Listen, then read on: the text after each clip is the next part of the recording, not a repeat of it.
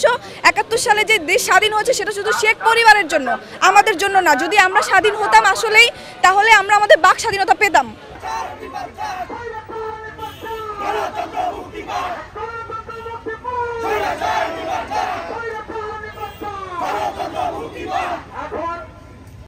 আমার দাবি একটাই যে আমি এই সরকারের পতন চাই, পদত্যাগ চাই।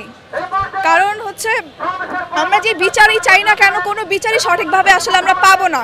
এই যে 9 দফা দাবি স্টুডেন্টরা দিয়েছে, এই 9 দফা দাবি সরকারের পক্ষে মানা কোনোভাবেই সম্ভব না। তারা কখনো মানবেও না। যদি বলেও যে মানবে, তাহলে সঠিক বিচারভাবে কখনোই মানবে না। তো একটাই ভালো হবে যে সরকার পদত্যাগ করুক, আমি এটাই চাই। দেশ কি আসলেই স্বাধীন? আমার তো মনে হয় না স্বাধীন। আমরা কোনো স্বাধীন নাগরিক না। আমরা এখনো, আমার মনে হয় যে 1971 সালে যে দেশ স্বাধীন হয়েছে সেটা শুধু শেখ পরিবারের জন্য, আমাদের জন্য না। যদি আমরা স্বাধীন হতাম আসলেই, তাহলে আমরা আমাদের বাক স্বাধীনতা পেতাম।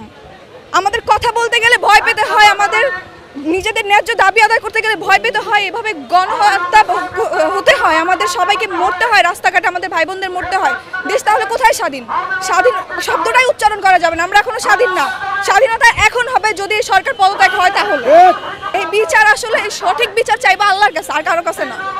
বিচার আসলে কেউ, এই সরকার কখনোই করতে পারবে না, আর হবেও না সঠিক বিচার। তাই আমি চাই যে সরকার পদত্যাগ করুক। বললাম তো, আমি আমার দেশে স্বাধীনই না, নিরাপদ কোত্থেকে?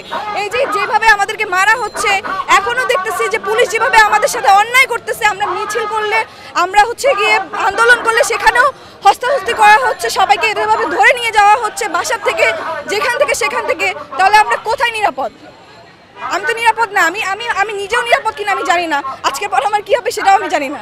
আমি সর্বশেষে এটাই চাই যে সরকার পদত্যাগ করুক। আমরা নতুন সরকার চাই, আমরা নিজেদের স্বাধীনতা চাই। আমরা এখনো স্বাধীন না।